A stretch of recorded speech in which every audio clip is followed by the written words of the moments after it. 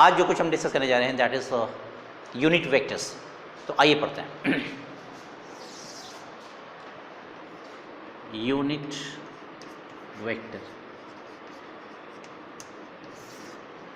देखिए इसमें इसके नाम से आपको मालूम होगा कि ये एक ऐसा वेक्टर है जिसका मैग्नीट्यूड यूनिट होगा, आई मीन 1। इसका अगर आप कंसेप्ट समझना चाहते हैं तो let us consider an example a vector like 5 metre east.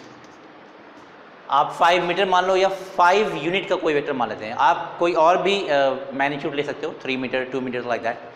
तो चलिए मैं आपको मानता हूँ this is a vector of magnitude 5 unit और 5 metre, this is towards east, right.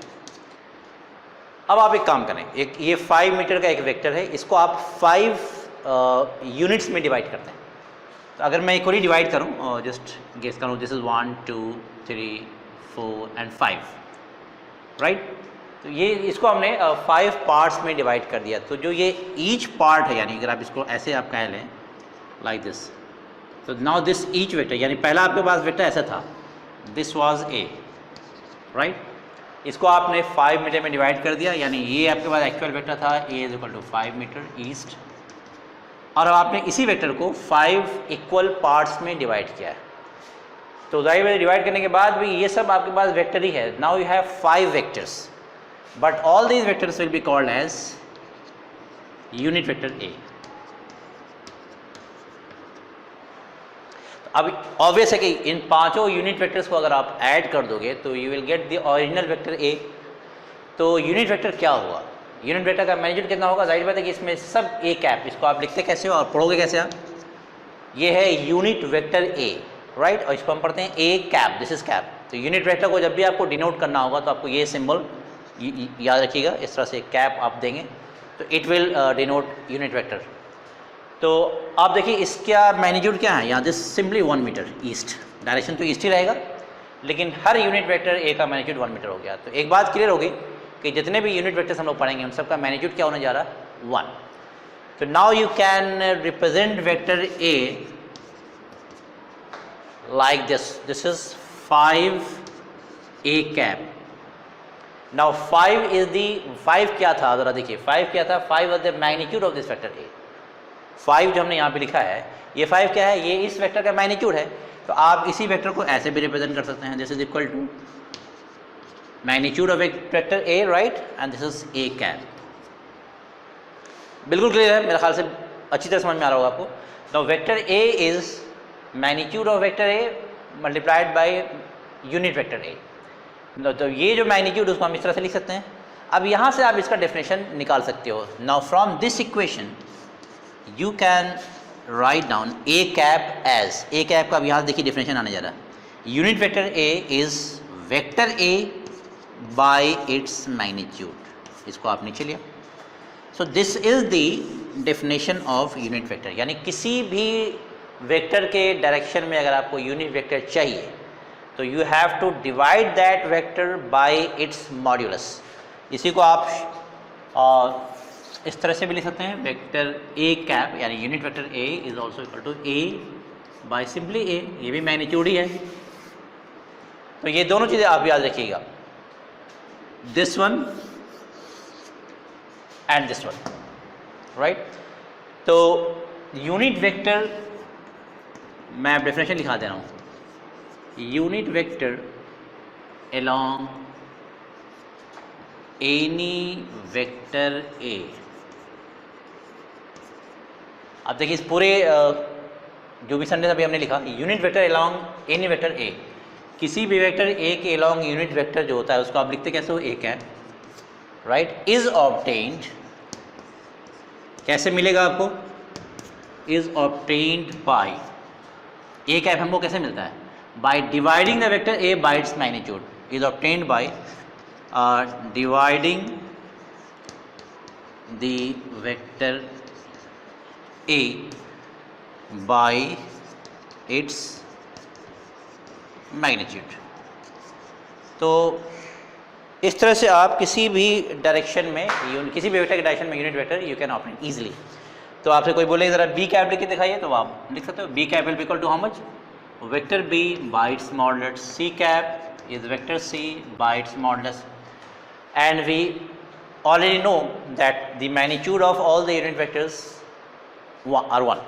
जितने भी यूनिट वेक्टर हैं इसका मैग्नीट्यूड क्या होगा? That means you can write on mod A cap is equal to mod B cap, सबका magnitude 1 ही होता है, इज सिंपली 1 यूनिट। जितने भी यूनिट वेक्टर्स होते हैं उनका मैग्नीट्यूड क्या होता है? 1 यूनिट, राइट। तो चलिए इसके आगे फिर इसको पहले इरेज कर दें, फिर आगे पढ़ते हैं। Conventionally 3 unit vectors, 3 unit vectors are chosen to represent a vector in a space, right? And they are, अब पता होगा कि अगर स्पेस में कोई वेक्टर है तो अगर आप उसको रिप्रेजेंट करना चाहते हैं तो you need 3 mutually perpendicular axis, and in the same way we have chosen 3 mutually perpendicular unit vectors to denote those axis, x axis, y axis and z axis. So we are considering 3 unit vectors. They have been chosen conventionally to represent a vector in a space, and they are क्या क्या देखिए, I cap along plus x axis, j cap along plus y axis, and k cap along plus z axis, right? तो ये unit vectors हमारे पास है। अब आपके पास को किसी भी वेक्टर को अगर रिप्रेजेंट करना हो in terms of components x, y and z components, तो आप आसानी से इसका यूज़ कर करके डिनोट कर सकते हैं। Keep it in mind that कि ये डायरेक्शन हमेशा फिक्स होगा। I will always be along x axis, there is no confusion. J cap is always along y axis and k cap is always along z axis. And चूँकि ये सारे के सारे unit vectors है तो हम लोगों को ये पता है कि I कैप का मैग्नीट्यूड या J कैप का मैग्नीट्यूड, ये सबकी वैल्यू क्या होगी? Simply 1 unit. याद रखिएगा कि यूनिट वेक्टर का कोई डायमेंशन, कोई यूनिट नहीं होता है, ठीक है ना आप, क्योंकि आपको मिलता ही कैसे है? A cap is obtained by dividing the vector A by its magnitude, ठीक है। तो इसका कोई यूनिट या कोई डायमेंशन, कोई यूनिट नहीं होता। अब देखिए हम लोगों ने पढ़ा था रेक्टेंगुलर रिजोल्यूशन और रेक्टेंगुलर कंपोनेंट्स ऑफ 2 वेक्टर्स। तो उसमें हम लोगों ने क्या देखा था? This was X axis, Y axis, and we had a vector A, right. ये एंगल आपका थीटा था, हम लोगों ने कंपोनेंट सीखा था। ये एंगल, ये अब इसको आप अगर सी मान लो तो this was A x A cos theta. आप पिछला वीडियो देख सकते हैं, तो मालूम हो जाएगा, जहाँ हमने पढ़ा है ये rectangular component of a vector A, and this was A Y, Y component of A which is equal to A sine theta, right. तो अब आपको अगर इस वेक्टर को डिनोट करना हो in terms of unit vector, तो आप कैसे लिखोगे? Vector A is equal to, यानी you have to go from this O to A, इसको आप एक डिस्प्लेसमेंट वेक्टर मान लें। तो आप ओ से ए तक गए हैं, राइट। तो अगर आप इसको कंपोनेंट वाइज चलेंगे, परपेंडिकुलर कंपोनेंट के हिसाब से, तो first of all you have to go from O to C. पहले आप ओ से सी जाएंगे, then you will move from C to A. तो ओ से सी तक जो आप गए, तो मैग्नीट्यूड इज ए एक्स, तो आप ए एक्स लिखेंगे। लेकिन चूंकि we are dealing with vectors, तो उसमें डायरेक्शन में इन्वॉल्व करना जरूरी है। तो A X is the magnitude of this length O C, लेकिन ये किस तरफ मुझे जाना है? एक्स एक्सिस के लॉन्ग, और एक्स एक्सिस के लॉन्ग जो यूनिट वेक्टर है this is I cap, and Y axis के लॉन्ग जो यूनिट वेक्टर है वो क्या है? J cap. तो ये जो ए एक्स है, इतना लेंथ हमें किधर मूव करना है? एक्स एक्सिस की तरफ, तो मैं लिखूंगा I cap, this much length along this direction. तो अब ये आपको मालूम होगा कि ये यूनिट वेक्टर्स होता है ना, they just represent the direction, इसका और कोई काम नहीं, वो सिर्फ डायरेक्शन ही रिप्रेजेंट करने के लिए आते हैं। उनका मैग्नीट्यूड 1 होता है, वो दूसरे के मैग्नीट्यूड को चेंज कभी नहीं करेंगे। उनका अपना मैग्नीट्यूड 1 होने की वजह से उसका किसी भी जगह अगर आप उसको यूज़ करोगे तो दूसरी चीज़ का मैग्नीट्यूड वो नहीं चेंज करने जा रहे हैं। हाँ, इनका काम ही है सिर्फ डायरेक्शन बताना। तो यहाँ में लगा दिया this much magnitude along this direction, along plus x axis. Plus अभी आप कहाँ तक पहुँचे? अगर ये मूवमेंट आप ले लो तो आप कहाँ पहुँचे? ए एक्स आई कैप, मतलब you have gone from O to C, आप ओ से सी पहुँच गए। अब आपको जाना है सी से ए, तो how much length you have to go? A Y, तो आप लिखोगे A Y, and you have to move along the direction Y axis, तो इसलिए आप जे कैप लगा लो।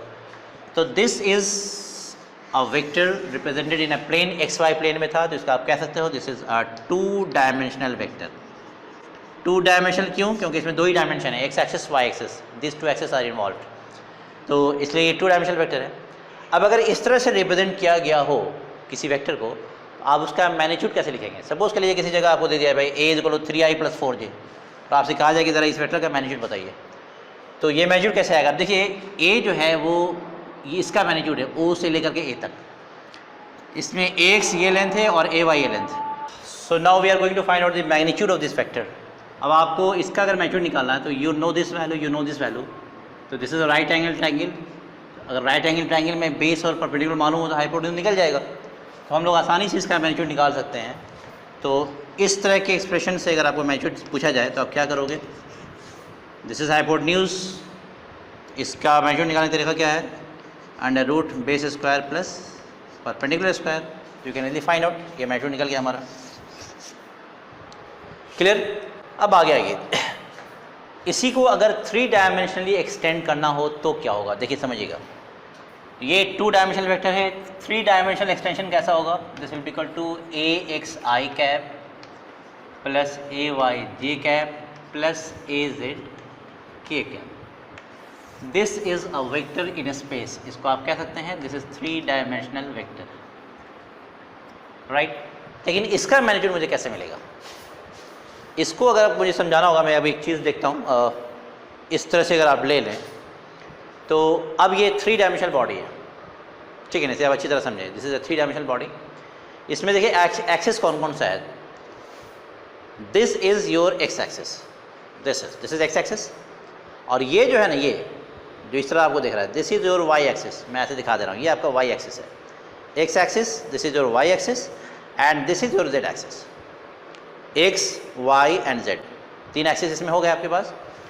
तो आपका जो वेक्टर है, सपोज के लिए कोई वेक्टर ऐसा होगा जो इस कॉर्नर से चला हो और वो इस कॉर्नर तक आए, तो देखिए यहाँ से इस वाले कॉर्नर से इस कॉर्नर तक आने के लिए आपको कौन कौन सा एक्सिस कवर करना होगा? You have to go along X axis, then along Y axis, then along Z axis.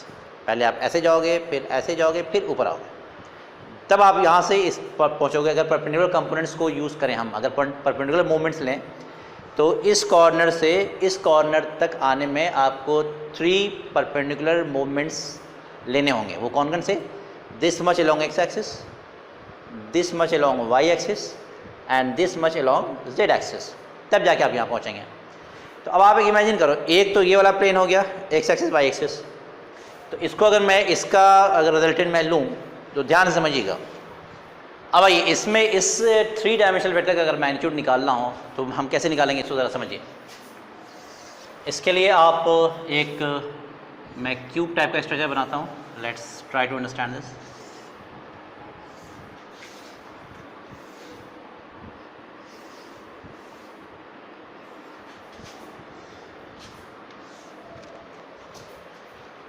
ठीक है, so this is O, this is O A B C and you can say D E F G for example. तो इसमें मैं देखिए मैं बहुत ही clear कर रहा हूँ एक चीज़, इसमें मैं दिस इज दी ओरिजिन, इसको आप एक्स एक्सिस मान लो, O A is X axis, right, this is your Y axis, right, and this is your Z axis. तो जो वेक्टर है 3 डायमेंशन, यानी स्पेस में जो वेक्टर है, मैं उसको ले रहा हूँ, एक वेक्टर में ले रहा हूँ ओ ए। खूब ध्यान समझिएगा, मैं इसको एक्सप्लेन करने जा रहा हूँ। इसका मैग्नीट्यूड आप कैसे निकालोगे? वैसे मैग्नीट्यूड मैं लिख देता हूँ, it's quite easy. This is equal to under root A x square plus A Y square plus A Z square. You are going to get this, ठीक है ना। 2 डायमेंशन में ये कंपोनेंट यहाँ एब्सेंट था तो ये भी एब्सेंट था 2 डायमेंशनल वेक्टर में। 3 डायमेंशनल वेक्टर में ये प्रेजेंट होती है, यहाँ पे इसका हो जाएगा, लेकिन वो कैसे आएगा मैं यहाँ एक्सप्लेन करने जा रहा हूँ। So O E vector can be written down as O A vector plus A B vector plus B E vector, right. तो अब आप ज़रा देखें, ओ ए और ए बी, इन दोनों का अगर आप मैग्नीट्यूड निकालेंगे तो you will get O B vector. तो ये देखने में कुछ एंगल बना रहा है, लेकिन ये याद रखिएगा कि ये ओ ए और ए बी जो लाइन है दे आर परपेंडिकुलर। वो किस तरह से मैंने बताया था आपको, 3 डायमेंशनल वेक्टर को ऐसे ही रिप्रेजेंट कर सकते हैं। ये आप इसको ओ मान लो, ये ए है और ये बी है ऐसे, तो ये रहा ओ और ये रहा बी। अगर मैं इसको 2 डायमेंशनल प्रोजेक्ट करूँ तो कुछ इस टाइप से आएगा, ये ओ और ये बी ऐसे। इस लेंथ को मैं ओ मान लो, दिस इज़ ए और दिस इज़ बी, है ना, this is O A B. तो इसका जो रिजल्टेंट आएगा फ्लैट में, तो वो वैल्यू ये आएगी, ठीक है ना। तो मैं इसको ए एक्स नाम दे रहा हूँ सपोज के लीजिए, और इसको ए वाई नाम दे रहा हूँ। तो ऑब्वियसली ओ बी का जो मैग्नीट्यूड आएगा वो कितना आएगा आप बता सकते हैं, इट्स क्वाइट ईजी। तो ये वैल्यू आएगी, मैं लिख रहा हूँ, this is O B under root जो आने जा रहा है, this is equal to a x square plus A Y square. तो this is O A plus A B, ये वेक्टर एक्चुअली ओ बी है, and this is plus B E, right. अब आप मुझे बताओ ओ बी और B में कितना एंगल है। ओ बी जो है बेस का डायगोनल है, ये एक पैराग्राम था, या पैराग्राम में यहाँ तो रेक्टेंगल है बेसिकली, पैराग्राम तो नहीं है बिकॉज सब साइड एक दूसरे के परपेंडिकुलर है। तो ये एक रेक्टेंगल का डायगोनल हो गया, और उसके बाद फिर बी जो परपेंडिकुलर है, तो एक्चुअली अब आपके पास हो गया O B plus B E. तो ओ बी का जो मैग्नीट्यूड आएगा उसको कितना मैग्नीट्यूड आ रहा है, this is O X A Y A Z, मैं भी देखिए बताने जा रहा हूँ।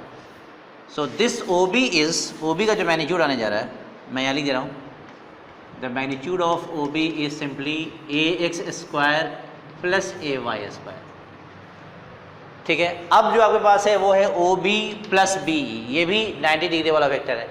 तो उसको आप करोगे तो ओ ई अल्टीमेटली आएगा, तो वो आएगा under root O B square plus B E square. तो ओ बी का स्क्वायर अगर आप करेंगे तो ओ बी का स्क्वायर करने पे सिर्फ कितना आएगा, ए एक्स स्क्वायर प्लस ए वाई स्क्वायर, और प्लस बी जो है वो ए जेड है, तो you will get this is the value, ठीक है। इट्स क्वाइट इजी, आप इतना सिर्फ समझ लें, फिर आगे हम लोग बढ़ने जा रहे हैं। So anyway, now we have both 2 dimensional vectors and 3 dimensional vectors, आपके पास एक्सप्रेशन भी आ गए हैं। अब मैं एक वैल्यू आपको देने जा रहा हूँ कि ट्राई टू फाइंड आउट, एक मैं प्रॉब्लम दे रहा हूँ, if A is equal to I plus 2j plus 2k and b is equal to 2i plus j minus 2k, find, देखिए क्या क्या निकालना है, find magnitude of a, then magnitude of b, then a cap, then b cap, ये चीज़ें निकालनी है।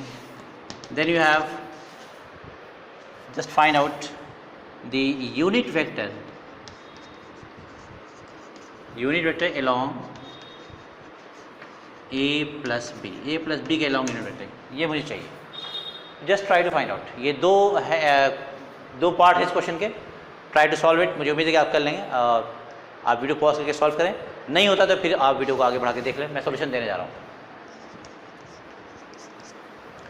तो इसमें देखिए आपके पास फर्स्ट में जो है मुझे निकालना है magnitude of A, 3 dimensional vector है, आपके सामने फॉर्मूला यहाँ दिया हुआ है।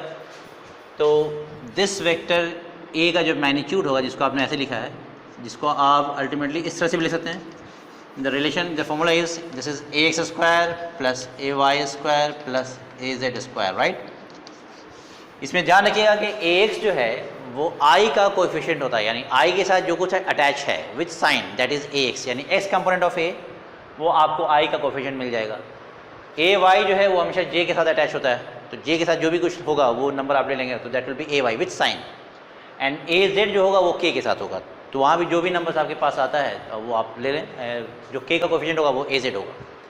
तो यहाँ ज़रा मुझे बताइए ए एक्स की वैल्यू क्या है, आई के साथ कितना नंबर है, वो क्या कोएफिशिएंट उसका, जस्ट 1 प्लस 1, आप लिखोगे 1 का स्क्वायर प्लस ए वाई कितना है, ए वाई मतलब जे का कोएफिशिएंट, तो जे का कोएफिशिएंट ए में कितना है 2, so this is just write down 2 square, and what is a z, तो z देखने के लिए उस वेक्टर का k का कोएफिशिएंट देखेंगे। जब भी आपसे पूछा जाए a z या b z, तो उस वेक्टर का k के साथ जो कोएफिशिएंट है उसको आप लिख डालें। तो a z जो है k के साथ कितना है 2, so this is again 2 square। जब आप इसको सॉल्व करोगे तो this is 1 plus 4 plus 4 which is equal to 9, और ये वैल्यू 3 यूनिट आती है। तो a का मैग्नीट्यूड हो गया 3, similarly you can find out B magnitude, B का भी वही करें आप, this is B X square B Y square plus B Z square, put the values, क्या होगी वैल्यू बी एक्स। अब आपको बी वेक्टर देखना है तो बी में एक्स के साथ क्या है देखिए 2 स्क्वायर, लिखिए 2 स्क्वायर, बी वाई कितना है जे, जे का कोफिशिएंट 1 है, so this is 1 square plus B Z क्या है के के साथ जो वैल्यू होगी, तो के साथ वैल्यू है -2, विथ साइन देखना आपको, तो -2 का स्क्वायर, तो ये वैल्यू भी 9 आ रही है, -2 का स्क्वायर 4, 4 + 4 8, 8 + 1 9, 9 का पहले मैं 9 लिख दे रहा हूँ, this is equal to ultimately 3, तो यानी b का मैग्नीट्यूड भी कितना है 3 आ गया, राइट। तो दिस वी हैव कैलकुलेटेड, ये भी हम लोगों ने निकाल लिया। Now we have to find out A cap. A cap क्या था ज़रा बताइए। यूनिट वेक्टर जो है मुझे मिलता कैसे है, किसी भी वेक्टर के अलॉन्ग अगर आपको यूनिट वेक्टर चाहिए तो आप उस वेक्टर को उसके मैग्नीट्यूड से डिवाइड कर दें, तो we need unit vector along A direction, तो आपको वेक्टर ए को उसके मैग्नीट्यूड से डिवाइड करना होगा, you will gate unit vector along ए। तो वेक्टर ए यहाँ दिया हुआ है, तो आप just write down i + 2j + 2k divide by उसका मैग्नीट्यूड क्या है ए का मैग्नीट्यूड आपको 3 आया है, तो just write down 3। B cap का देखना है, बी वेक्टर के अलॉन्ग यूनिट वेक्टर, हमने ये निकाली है, सॉल्व हो गया, और इसको निकालने जा रहा हूँ। B cap is equal to vector B by its magnitude, vector B कितना है यहाँ देख लीजिए, this is 2i + j - 2k, right, and the magnitude of b we have found out, this is 3, आप यहाँ लिख लीजिए 3। तो ये चारों जो क्वांटिटीज निकालनी थी हमने वो सॉल्व कर ली, निकाल लिया। नेक्स्ट जो पार्ट है वो है you have to find out unit vector along a + b। तो देखिए मैं सेकंड पार्ट करने जा रहा हूँ। तो अब आपके पास जिस वेक्टर के अलॉन्ग यूनिट वेक्टर चाहिए वो वेक्टर ना a है ना b है, बल्कि उसका सम है a + b। तो सबसे पहले मुझे a + b निकालना होगा ऑब्वियस है, तो we are going to find out a + b। अब a + b कैसे निकालेंगे, क्या तरीका है। तो अगर वेक्टर्स यूनिट वेक्टर के फॉर्म में रिप्रेजेंटेड हों, यानी उनको अगर यूनिट वेक्टर के फॉर्म में एक्सप्रेस किया गया हो in terms of unit vectors, तो उसका एडिशन या सब्ट्रैक्शन कैसे करते हैं, i को i के साथ ऐड करेंगे या सब्ट्रैक्ट करेंगे, जो भी पूछा जाएगा, j को j के साथ सब्ट्रैक्ट करेंगे या ऐड करेंगे। ये ऐसा कभी नहीं होने जा रहा कि i को j के साथ या i को k के साथ कभी नहीं करने जा रहे हैं। जाहिर सी बात है कि जब भी आपका एडिशन जो सब्ट्रैक्शन होता है वो सिमिलर टाइप के क्वांटिटीज़ में होता है, सिमिलर नेचर होना चाहिए उसका। तो i को i के साथ ऐड करेंगे, j को j के साथ ऐड करेंगे, k को k के साथ ऐड करेंगे। तो ज़रा ऐड कीजिए आप, a + b मुझे निकालना है, तो a का i 1i है और b का i 2i है, तो 1i + 2i 3i, तो a + b में आपको आएगा 3i, यानी i जो है ऐड करने पे कितना आया 3। अब ज़रा j देख लीजिए, 2j + j, this is 3j, right, and plus 2k - 2k add करेंगे तो 0 हो गया, यानी k का कंपोनेंट यहाँ नहीं आया। तो this is a + b, value आ गई। अब आप चाहो तो इसको एक नया नाम दे सकते हो, इसको आप c मान लो, वेक्टर c, कोई दिक्कत नहीं, यानी हमको a + b एक नया वेक्टर मिला जो ना a है ना b है, तो उसको हमने एक नया नाम दे दिया c।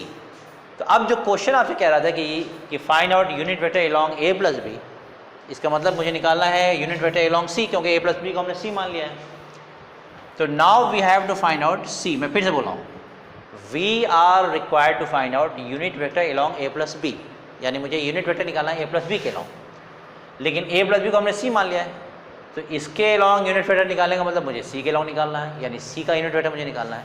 That means second part में मुझे क्या करना है, c कैप निकाल के देना है, दिस इज व्हाट। और हम जानते हैं कि जिस वेक्टर का यूनिट वेक्टर चाहिए उस वेक्टर को उसके मैग्नीट्यूड से डिवाइड कर दीजिए। तो वेक्टर तो हम लोग के पास ऑलरेडी है, इसका मैग्नीट्यूड क्या होगा मैं यहीं कर देता हूँ, c को उतार लीजिए 3i + 3j, और मैग्नीट्यूड कैसे लिखेंगे, ये 2 डायमेंशनल वेक्टर है, तो इसका मैग्नीट्यूड कैसे होगा। जाहिर बात है कि इसमें और इसमें क्या फ़र्क है, इसमें k का कंपोनेंट प्रेजेंट है, इसमें k का कंपोनेंट एब्सेंट है, तो मैग्नीट्यूड में भी यहाँ k वाला एब्सेंट हो जाएगा, az गायब हो जाएगा, तो बचेगा क्या, सिर्फ x² + ay²। यहाँ उसको मैं लिखूँगा cx², क्योंकि c वेक्टर है, और ये cy², तो c का x कंपोनेंट कितना है 3, और cy जो है वो भी 3 है, तो we will write down 3i + 3j divide by √ 3a² + 3a², ये हो जाएगा 3i + 3j, दिस इज √18, 3 ² 9, 3 ² 9, 9 9 18, जिसको आप अल्टीमेटली ले सकते हो 3i + 3j डिवाइड बाई 3√2। 18 का स्क्वायर रूट इतना ही होता है, इसको स्क्वायर करो तो 18 आ जाएगा, 3 3 9 2 18। क्लियर है? इसको और आप सिंप्लीफाई कर सकते हो, यहाँ 3 कॉमन लीजिए, मैं सिंप्लीफाई कर रहा हूँ आसानी के साथ। 3 कॉमन ली तो ये मिलेगा i + j divide by 3√2, 3 3 cancel, so the answer is i + j divide by √2। So this is the answer.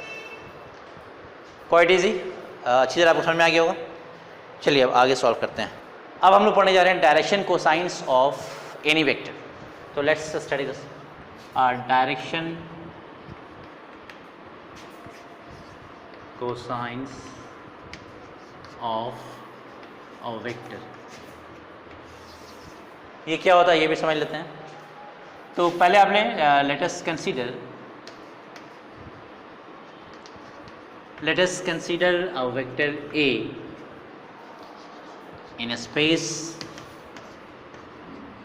which makes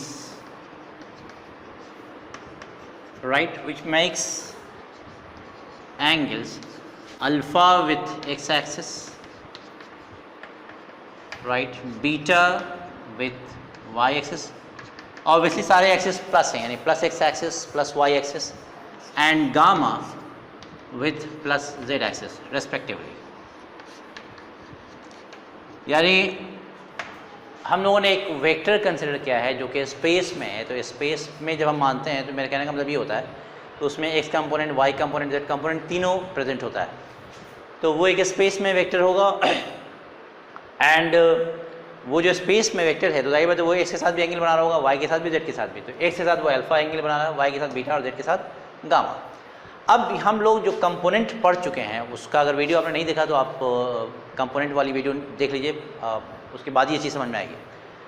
तो कंपोनेंट निकालने में हमने एक चीज़ बताई थी कि जब भी किसी वेक्टर का कंपोनेंट किसी डायरेक्शन में चाहिए तो हमें मिलता कैसे है।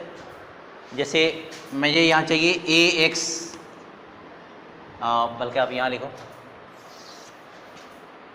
ax मुझे चाहिए, देन ay चाहिए एंड देन az, यानी मुझे इसी वेक्टर का कंपोनेंट x में भी चाहिए, y में भी चाहिए, z में चाहिए। तो कंपोनेंट निकालने का हमने मेथड ये बताया था कि जिस वेक्टर का कंपोनेंट निकालना हो जिस डायरेक्शन में, तो पहले तो उस वेक्टर का मैग्नीट्यूड लिख जाएगी ये, तो a का कंपोनेंट तो a का मैग्नीट्यूड होगा।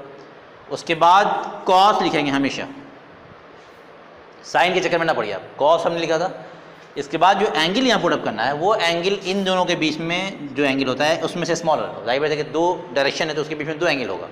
कोई भी दो लाइन आप ले लें ऐसे, एक एंगल ये ले सकते हैं, एक एंगल ये ले सकते हैं, तो इसमें जो स्मॉलर एंगल है उसको हम चूज़ करते हैं। राइट, ये बात समझ गए ना कि दो डायरेक्शन आप कोई भी लेंगे तो एक तो एंगल ये होता है और एक एंगल उसी दोनों के बीच में ये वाला भी होता है।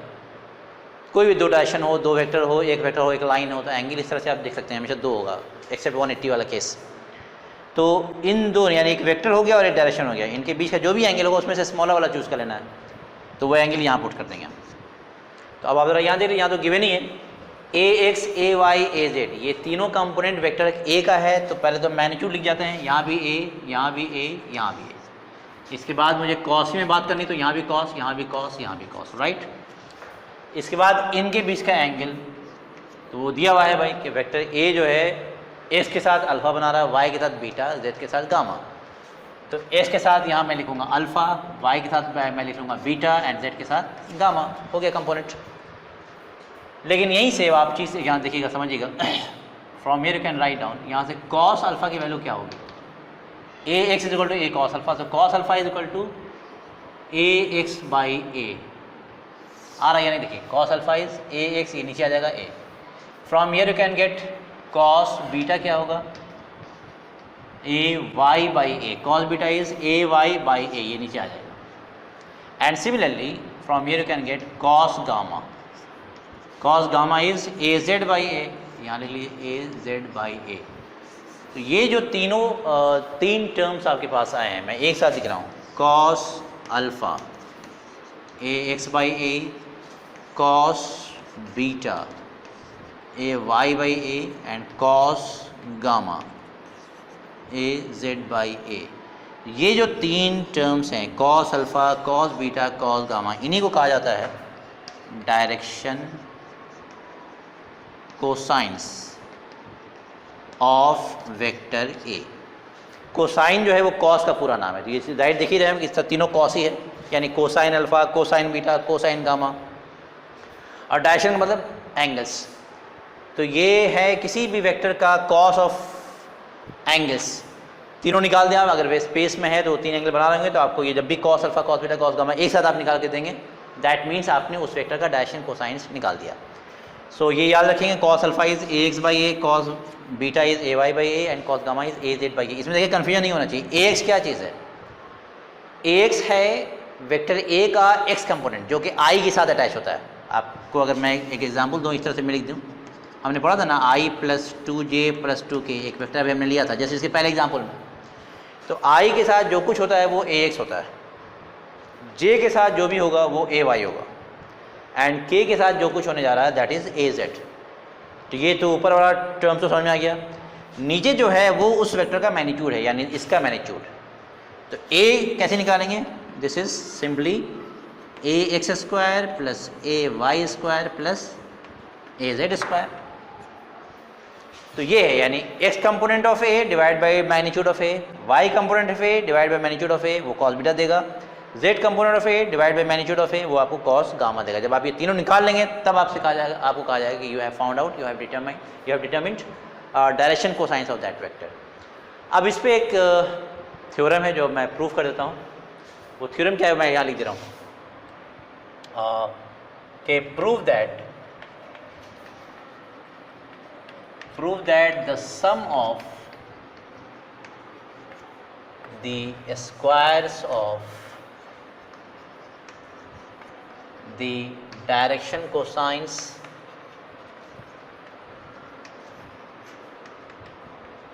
of a vector is unity। unity मतलब यानी इसकी वैल्यू 1 होगी, इज इक्वल टू 1 हमने लिख दिया। ये आपका क्वेश्चन है, मैं इसका सोल्यूशन दूंगा, आप ट्राई करो पहले पॉज करके वीडियो, फिर मैं इसका सोल्यूशन देने जा रहा हूँ। तो पहले आप कोशिश करो कि क्या हमने लिखा, prove that the sum of the squares of the direction cosines of vector A is unity. तो पहले तो आप इस लैंग्वेज को मैथमेटिकली कन्वर्ट करके यहाँ भी लिखें। मैं आपको एक चीज़ और बता देता हूँ, फिजिक्स में जो लैंग्वेज होता है ना, ये एक स्किल है जो आप अपना डेवलप करो। Try to understand the question and try to transfer that language into mathematical expression. ये बहुत इंपॉर्टेंट पार्ट है। अगर ये स्किल आपके अंदर आ जाती है तो फिर एक क्वेश्चन को आपको एक से ज़्यादा बार पढ़ने की ज़रूरत नहीं पड़ेगी। एग्जाम में असल में प्रॉब्लम ये होती है कि आप क्वेश्चन पढ़ जाते हो, आपको पता ही नहीं रहता कि इससे हमको क्या इन्फॉर्मेशन मिल रही है, क्या डेटा गिवन है, किस तरह से उसको मैं कलेक्ट करके कॉपी पे लिखूँ और आगे सॉल्व करूँ, आगे प्रोसीड करूँ। आप एक ही क्वेश्चन को 2 बार 3 बार 4 बार पढ़ते हैं, अल्टीमेटली उसका जो टाइम अलॉटेड होता है वो आप वेस्ट कर देते हो। तो try to understand the question in one go, और एक एक लाइन आप पढ़ते जाएँ और कोशिश ये करें कि उस लाइन में जो भी इन्फॉर्मेशन है उसको मैथमेटिकली आप, अगर इक्वेशन बन रहा तो इक्वेशन में कन्वर्ट कर लें, कुछ डेटा मिला तो उसको आप लिख लें, ताकि क्वेश्चन एक ही बार पढ़ने में सारी चीज़ें आपको मालूम हो जाए, राइट। तो देखिए एक्चुअली क्या कह रहा है, prove that the squares of the direction. अब देखिए इस क्वेश्चन में क्या कह रहा है वो, prove that the squares of the direction cosines, sum of the squares of the direction cosines. इसको मैं मैथमेटिकली कैसे लिखूँ, क्या कह रहा है ये कि डायरेक्शन कोसाइंस के स्क्वायर का सम। तो मैं कैसे लिखूंगा इसे, यानी मैथमेटिकली एक्चुअली ये कह रहा है cos square alpha plus cos square beta plus cos square gamma. बोला कि ये हो गया sum of the squares of direction cosines. यहाँ तक वैल्यू, इसकी वैल्यू 1 होती है किसी भी वेक्टर के लिए, that you have to prove. कोई भी वेक्टर हो, वो एक लाइन में हो, प्लेन में हो, स्पेस में हो, किसी भी वेक्टर के लिए अगर उसके डायरेक्शन कोसाइंस के स्क्वायर का सम करेंगे तो यू विल गेट 1, राइट। तो अब देखिए मैं प्रूव करता हूँ, this you have to prove that this is true. तो स्टार्ट करूँ मैं, लेफ्ट हैंड साइड से स्टार्ट किया जाता है। LHS में क्या दिया हुआ है, cos square alpha plus cos square beta plus cos square gamma. क्या है इसमें, कॉस स्क्वायर अल्फा। देखिए कॉस अल्फा, इसलिए हमने अभी इसको इरेज नहीं किया है। कॉस अल्फा की वैल्यू कितनी है, ax बाई ए। तो मैं यहाँ लिखने जा रहा हूँ, दिस इज ax बाई ए, और उसका स्क्वायर है तो मैं स्क्वायर कर देता हूँ, कॉस स्क्वायर अल्फा है, राइट।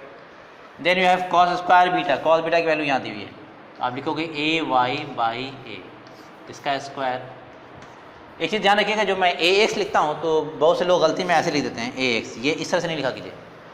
एक्स जो है वो उसके सबस्क्रिप्ट में है, यानी इसके बिल्कुल यहाँ लिखा कीजिए। ये बताएगा भाई कि ये एक्स कंपोनेंट ऑफ ए है, वैसे लगता है कि ए मल्टीप्लाइड बाई एक्स है, that is not like that. And cos square gamma क्या है, this is a z by a, यहाँ है cos gamma a z by a, इसका स्क्वायर लेफ्ट साइड में इतना आया, which is equal to a x square by a square, right, plus A Y square by a square plus A Z square by a square. Clear? अब मैं एक चीज़ यहाँ बता रहा हूँ, जनरल वेक्टर जो आप लेंगे 3 डायमेंशनल वेक्टर, उसका एक्सप्रेशन किस तरह से होता है, a is equal to general expression ये होगा ए एक्स आई कैप, यानी आई के साथ जो कुछ होता है वो एक्स होता ही है, then you have A Y J cap, clear, then you have A Z K cap. समझ आ रही बात? इसका जो आप मैग्नीट्यूड लिखते हो, जिसको आप या तो ऐसे लिखें या सिंपली ऐसे लिखें, ये मैग्नीट्यूड कितना आया था हमने बताया था आपको, ये होता है ए एक्स स्क्वायर प्लस ए वाई स्क्वायर प्लस ए जेड स्क्वायर, ये होता है, क्योंकि ये इन्फॉर्मेशन मैं वहाँ यूज़ करने जा रहा हूँ। अब आप देखो यहाँ ज़रा इसका एलसीएम ले लो क्योंकि यहाँ बात एक्चुअली हुई थी किसी भी वेक्टर का ना, of A vector, of A vector is unity, तो मुझे जनरली वेक्टर लेना है, तो हमने एक मोस्ट जनरल वेक्टर ले लिया यहाँ पे। अब देखिए इसका एलसीएम क्या होगा, दिस इज ए स्क्वायर, कोई दिक्कत नहीं। यहाँ क्या होगा, ए स्क्वायर को आप डिवाइड करोगे पहले इससे, जो वैल्यू आएगी 1 को इससे मल्टीप्लाई करेंगे, ये वैल्यू आएगी ए एक्स स्क्वायर, फिर यहाँ क्या आएगा ए वाई स्क्वायर, फिर यहाँ क्या आएगा ए जेड स्क्वायर। अब आप देखिए इसको और इसको टर्म में क्या डिफरेंस आ रहा है, क्या है, कुछ फ़र्क है या सेम है?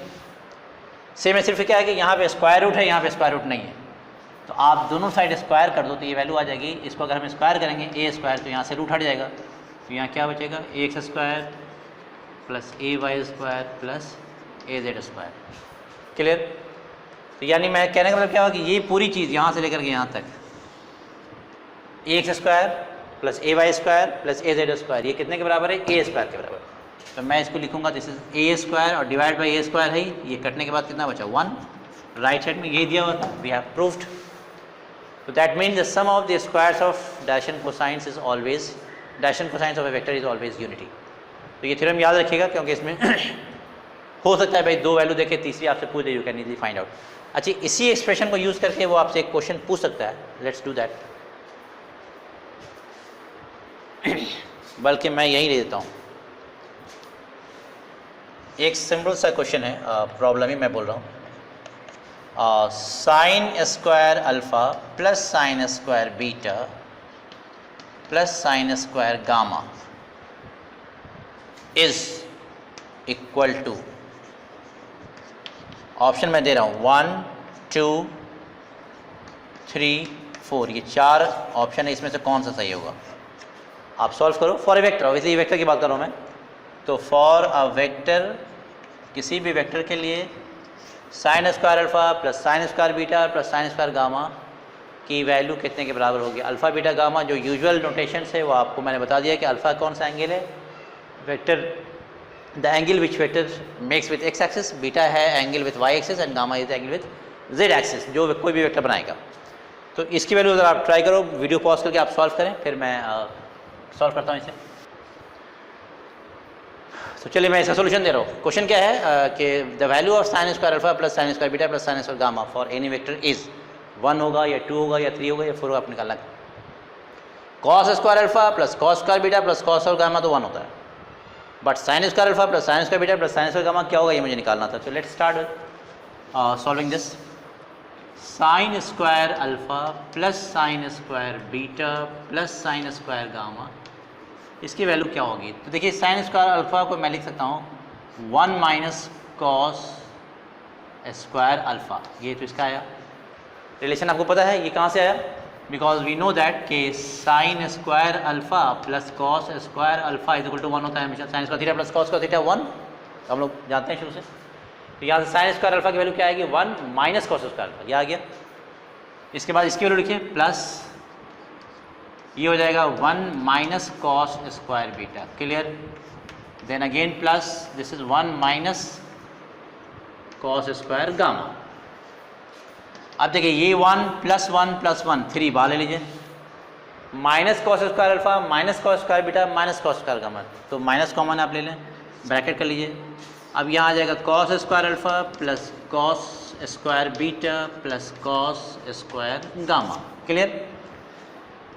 और हम लोग प्रूफ कर चुके हैं कि ये वैल्यू कितने के बराबर होती है, cos square alpha plus cos square beta plus cos square gamma, this is equal to 1, ये 1 के बराबर होती है।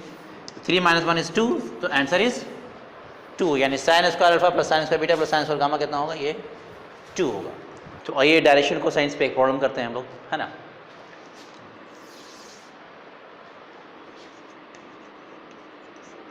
The question is if a is equal to 2j minus I plus 2k and b is equal to I plus 2j plus 2k, right? Then find the direction cosines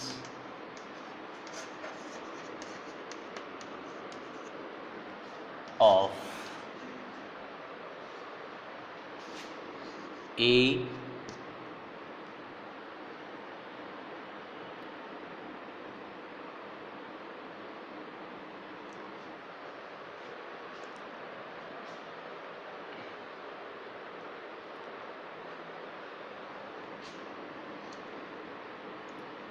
and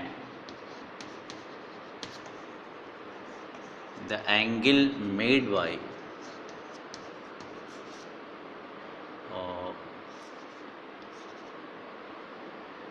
A plus B with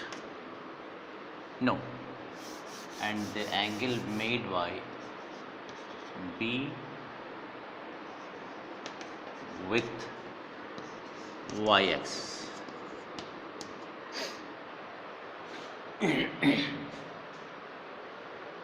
right, ये एक question है, इस पे मैं solve करता हूँ और let's do this.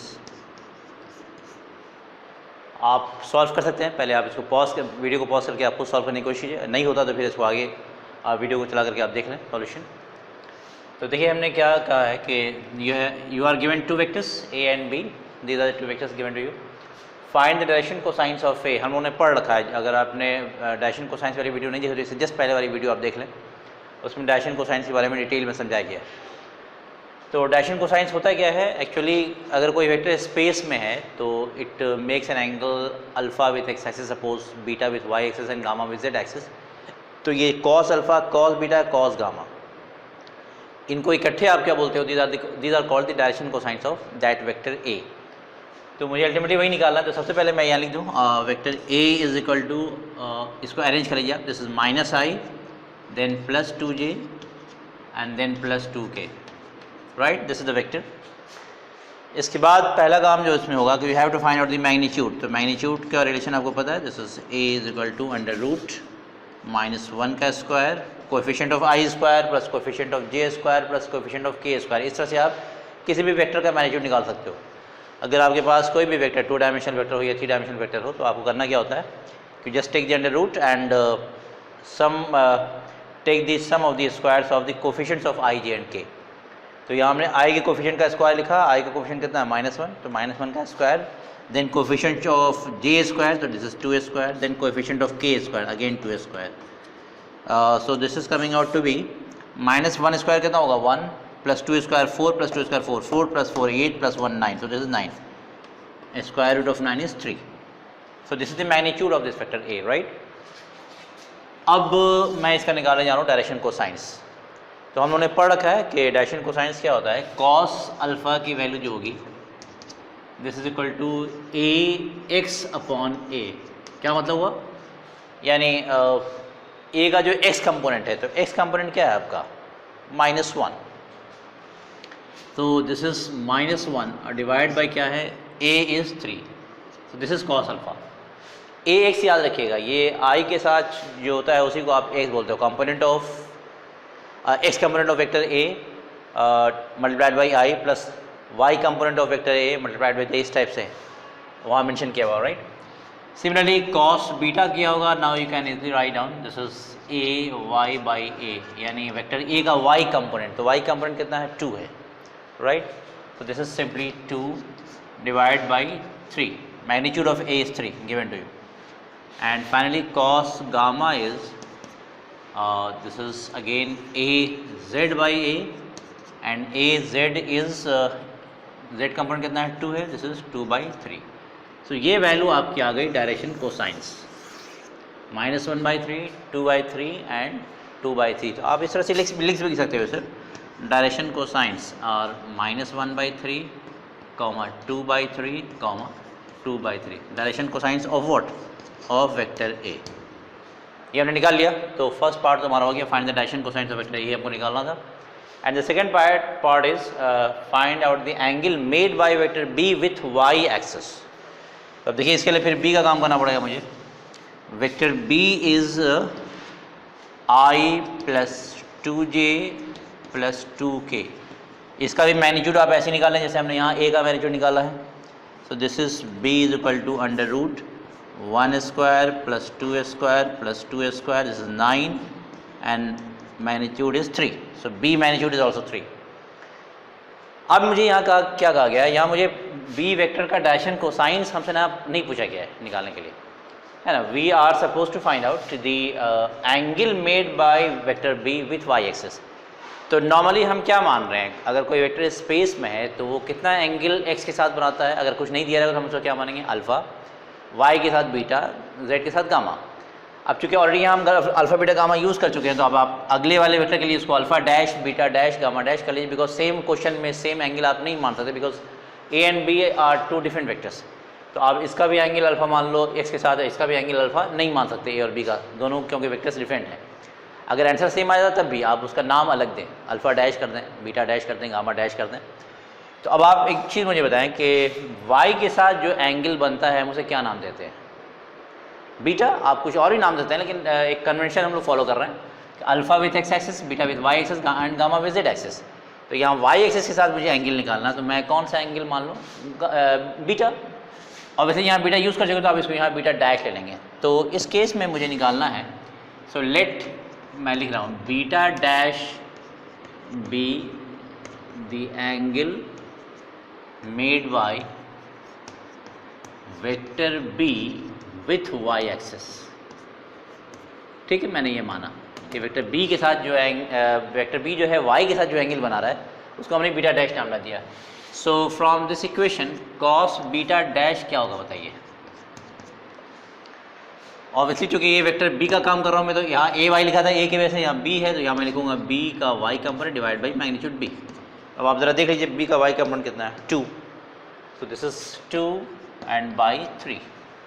तो ऑब्वियसली सेम एंगल आ गया, लेकिन ये आप ये दिमाग में हमेशा याद रखिएगा कि अगर दो वेक्टर्स हों एक साथ और डिफरेंट वेक्टर्स हों तो एंगल्स आप डिफरेंट लेंगे, वैल्यू सेम आ जाए दैट्स डिफरेंट थिंग. तो अब देखिए आप ये बताएं मुझे कि आंसर क्या मैं 2/3 लिख के छोड़ दूंगा या कुछ और है. एंगल देखिए यहाँ क्या पूछा गया है, you have to find the angle, answer angle चाहिए. और यहाँ हमने क्या निकाला अभी, cos beta dash. Cos beta dash is not the angle, ये तो वैल्यू हो गई ना. एंगल क्या होगा, beta dash. This is the angle made by vector B with y axis. तो मुझे एंगल निकाल के देना है, कॉस बीटा डैश की वैल्यू नहीं चाहिए थी. So beta dash is how much, cos inverse 2/3. ये आंसर हुआ आपका उस पार्ट का, सेकेंड पार्ट का. अगर आपको मेरी वीडियो से कुछ फ़ायदा पहुंचता है और आपके काम का है अगर वीडियोस, तो please like and share my videos with your friends and do not forget to subscribe my channel. और बेल आइकन भी प्रेस करना मत भूलिएगा, बिकॉज इससे फ़ायदा क्या होगा, जब भी मैं कोई नई वीडियो अपलोड करूँगा तो उसकी नोटिफिकेशन आपको मिल जाया करेगी. Thank you very much.